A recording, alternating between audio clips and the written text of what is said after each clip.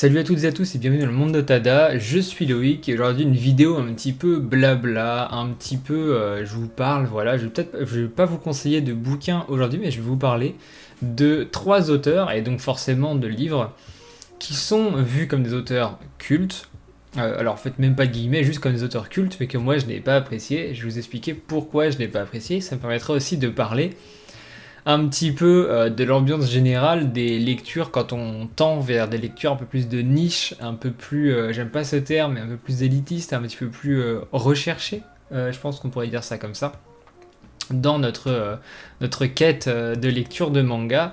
En tout cas, donc c'est parti, générique et on y va.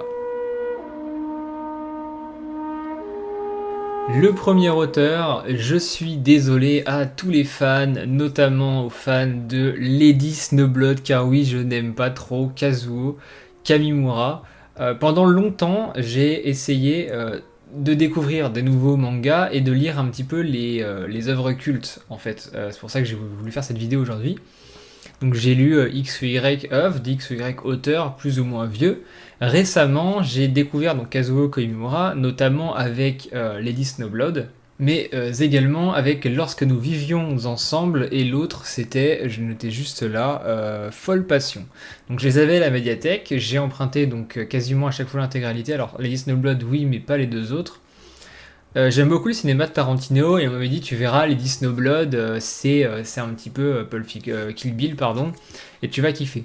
Alors évidemment Kazuo Kimura est au dessin, l'auteur c'est Kazuo Koike, donc en fait c'est peut-être plutôt l'auteur que j'apprécie pas plus que le dessin. Donc c'est aussi l'auteur de Lone Wolf and Cub que d'ailleurs j'avais commencé à acheter dans la superbe édition de Panini, ça y a aucun problème là-dessus, mais que j'ai revendu en fait au bout du tome 3 parce que malheureusement, déjà moi je suis assez réfractaire à toute cette période des samouraïs du Japon, cette histoire du Japon en fait, que ça soit la période de Showa, Edo, etc.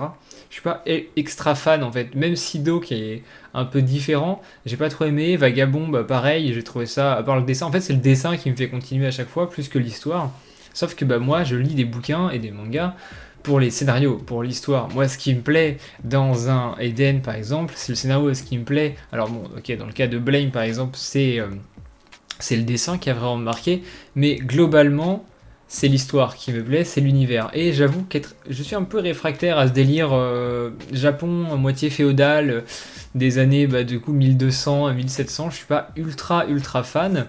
Et là, on se retrouve encore une fois avec du Kamimura et du Koike qui nous parlent de ça.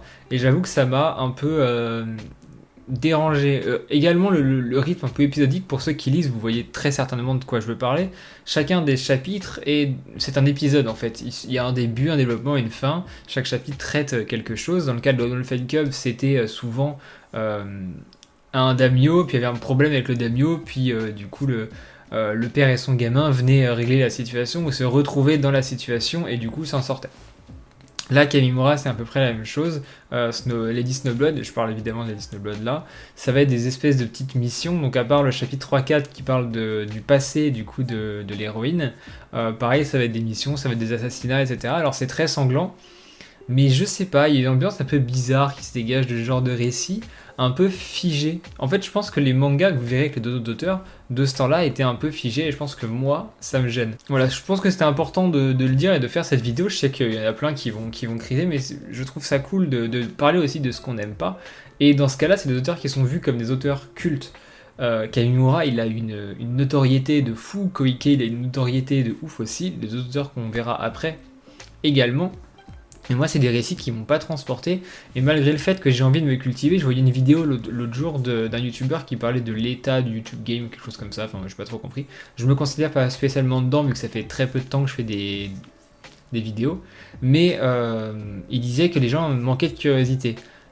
Et ça permet de rebondir là-dessus et de dire, bah finalement, est-ce que c'est vraiment le manque Enfin, il y a un manque de curiosité, c'est certain. Mais par moments, on a beau être curieux, les choses ne nous plaisent pas. Et moi, je sais que les mangas vintage, malheureusement, je trouve que ça a fait leur temps. Ok, c'est des trucs cultes, ok, c'est des trucs qui ont énormément appris à beaucoup de mangaka modernes. C'est la base de beaucoup de choses, c'est la base de plein de trucs dans le cinéma, dans le théâtre, dans certains mangas de maintenant, dans des séries, des animes, etc.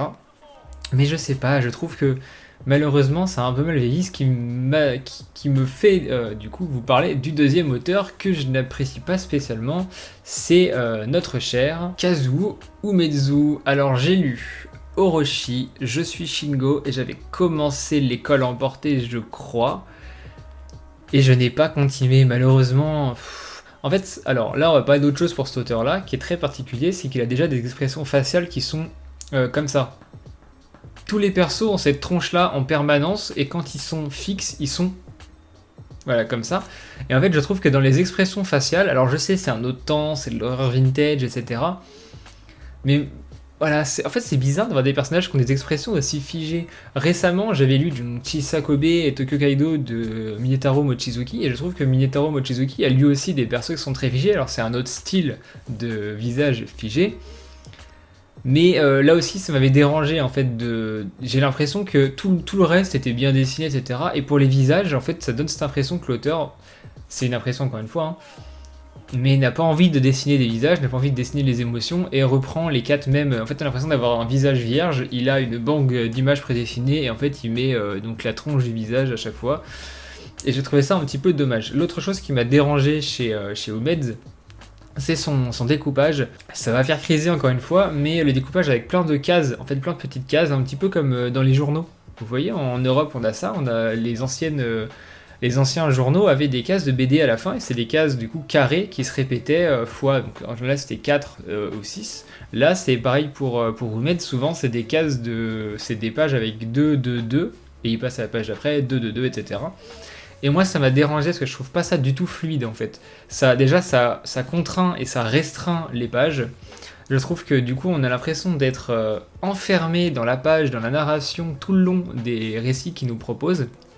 Alors évidemment, je n'ai pas tout lu de l'auteur, et je ne le ferai peut-être pas tout de suite, pas par manque de curiosité, parce que comme je vous l'ai dit, j'en ai lu 3-4 de cet auteur-là, et ça ne m'a pas plu, aucun ne m'a plu.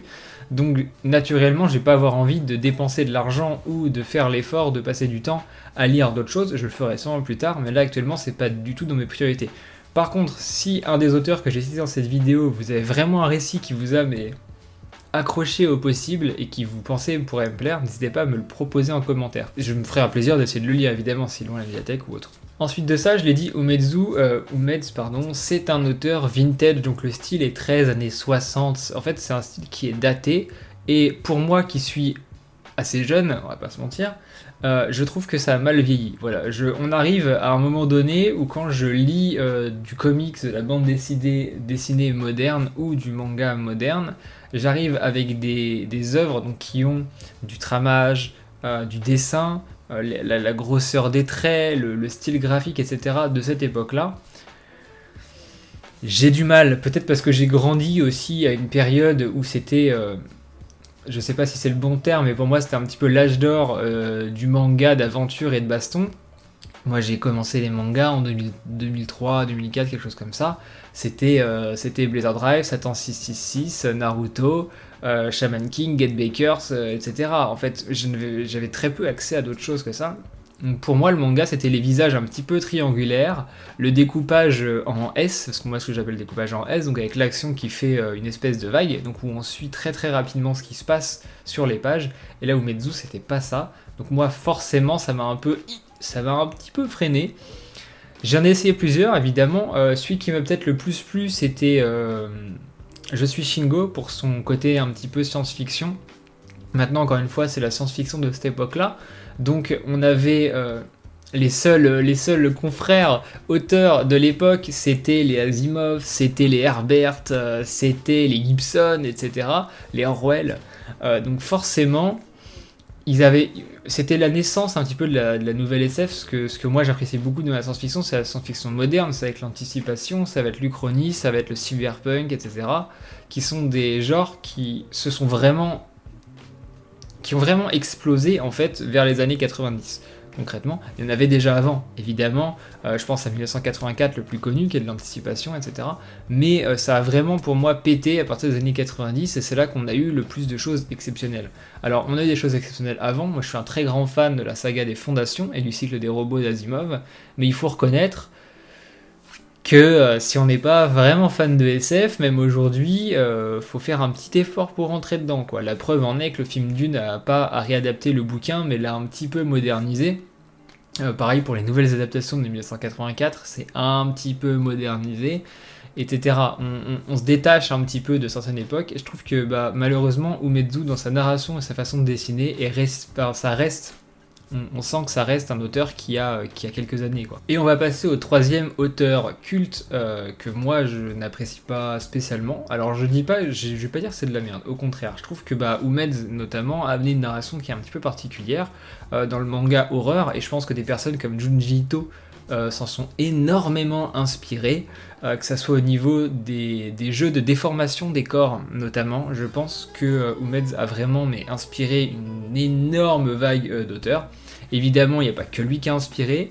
Ma culture manga horreur est un petit peu légère. Maintenant, je vous parle là de moi, ce que j'ai ressenti, ce que j'ai aimé. Par contre, si vous avez d'autres mangaka d'horreur de cette époque-là, ou même plus récents qui sont sympas, n'hésitez pas à me le proposer. Moi, j'adorerais en lire. Récemment, en vraiment manga un petit peu horreur qui reprennent ces codes-là, donc des déformations corporelles ou autres, j'ai lu donc les adaptations de Lovecraft de Gutanabe, que je trouve exceptionnelles. J'ai lu Wakusei Closet de Nueve Graphics, qui reprend un petit peu le style Ito, entre autres, et j'ai lu quelques Junji Ito, mais Junji Ito n'est pas un auteur que j'apprécie plus que ça. J'aime bien ses histoires courtes, pas toutes, j'en aime bien certaines, mais c'est tout. Enfin, on va dire, par exemple, Sansor, j'ai trouvé ça un peu moyen. Récemment, Zone Fantôme, pareil, j'ai moyennement apprécié. Par contre, les chefs-d'œuvre, tome 1 et 2, là, j'ai bien aimé. Donc, au niveau des mangaka horreur, n'hésitez pas à me proposer. Par contre, si vous avez vu l'achat manga, j'ai lu donc Box de Daijiro Morooshi, qui était un ancien mangaka un petit peu horreur aussi, de ce que j'ai compris. Et ça, par contre, ça avait l'air très très cool. Et je pense lire récemment, commencer à lire du Furuya, qui a donc Ikari Litchi Club, J'aimerais mourir par une lycéenne, quelque chose comme ça. J'ai vu qu'ils les avaient achetés à Mediatek, donc pourquoi pas commencer à lire ça. Et là, le troisième auteur, alors oui, vous allez vous désabonner, mais c'est Osamu Tezuka, je vous fais pas plus attendre que ça, de toute façon vous l'avez sûrement vu dans la couverture. Je suis pas extrêmement fan, je pense que ça rejoint les deux autres. Je trouve que c'est quelqu'un qui avait énormément d'idées dans la mise en scène et dans la narration, mais qui malheureusement a un dessin et un trait qui maintenant sont beaucoup trop datés. J'ai lu quoi? J'ai lu Dororo, j'ai lu Demain les oiseaux, j'ai commencé les trois adultes, j'ai commencé Ayako, j'ai commencé MW, j'ai lu, j'ai dû en lire un ou deux autres en plus. J'ai lu Astro Boy quasiment en entier, c'est peut-être celui que j'ai préféré d'ailleurs. Et à chaque fois, je me suis fait la même réflexion. J'ai commencé le manga, j'étais en mode « Oh, ça c'est une bonne idée, ça c'est une bonne idée d'ambiance, une bonne idée de découpage, c'est une bonne idée même de trait, de jouer un petit peu avec les cases, le quatrième mur, etc. » Pour l'époque, c'était extrêmement précurseur. Et plus j'avance dans les tomes, plus je me fais la réflexion de « Ah, c'est tout. » Voilà, c'est qu'en fait, souvent, il a des concepts, il a des idées qui marchent très très bien pendant fut un temps, et plus on traîne en longueur, plus je trouve que malheureusement, il y a des moments où... Voilà, pour moi c'est un petit peu comme le cinéma de Buster Keaton ou encore de Chaplin, c'est qu'il y a des films qui sont exceptionnels, mais sans taper 40 à la suite, c'est pas possible. Et ce qui marche très bien dans ce genre de film, c'est que c'est assez court, le concept il est assez court et on ne traîne pas. Quand je vois des bouquins comme Demain les oiseaux qui font, donc moi j'avais l'ancienne édition, je crois que c'est 11 tomes à la médiathèque, tome 4-5 j'en pouvais déjà plus, malgré les concepts qui étaient extrêmement bien pensés, qui étaient très intelligents. Je pense que ça c'est un truc qu'on peut pas lui reprocher, c'est qu'il est très très intelligent dans son écriture, Tezuka. Encore une fois, je pense que c'est lié à mon âge, mais je trouve ça daté de fou. Le dessin me fait... Franchement, le dessin me fait penser déjà aux bandes dessinées occidentales de ces années-là dans les journaux. On en revient à ce que je disais avant pour Meds. Malgré tout, je trouve qu'il y a un peu plus d'expression faciale et de bon design dans ce que fait Tezuka, mais je trouve ça daté. Maintenant, j'ai l'impression que c'est des mangas pour enfants. Je suis désolé pour ceux qui sont fans, mais le trait très rond, très enfantin, très allégé en fait. Mais voilà, je trouve pas ça extrêmement bien. Vous voyez de toute façon des planches défiler depuis tout à l'heure. Moi, ça ne me convient pas. Maintenant, je pense que j'ai dû passer à côté d'une œuvre de Tezuka qui doit être exceptionnelle. N'hésitez pas encore une fois à me dire dans les commentaires quelle est votre œuvre de Tezuka préférée, quelle est votre œuvre de Kamimura préférée, quelle est votre œuvre de Kazuo Umezu préférée.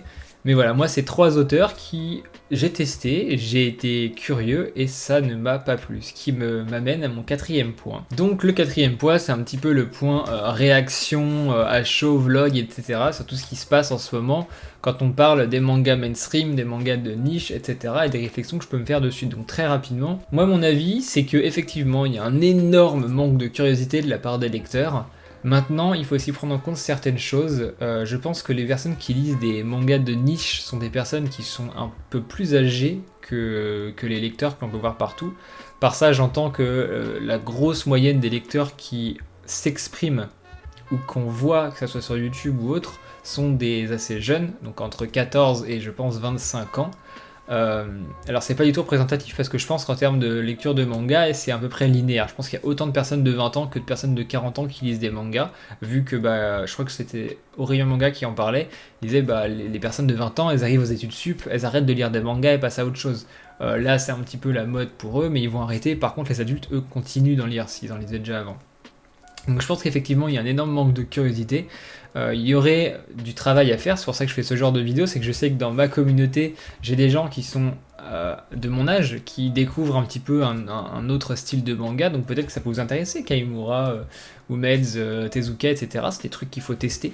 Encore une fois, je vous recommande, même si moi je n'ai pas apprécié, de tester ce genre de manga, c'est très très important. Malgré tout, il faut reconnaître que je pense que je suis un bon exemple pour ça, c'est que je me suis ouvert à beaucoup de types de lectures différentes. Si vous suivez mes vidéos depuis le début, vous le voyez, je lis des choses assez variées, assez différentes. Alors ok, je lis pas tant de ça de la cible, donc on va parler de cible japonaise, mais si on parle de shoujo, j'en lis pas énormément. Je sais que j'en ai lu quelques-uns.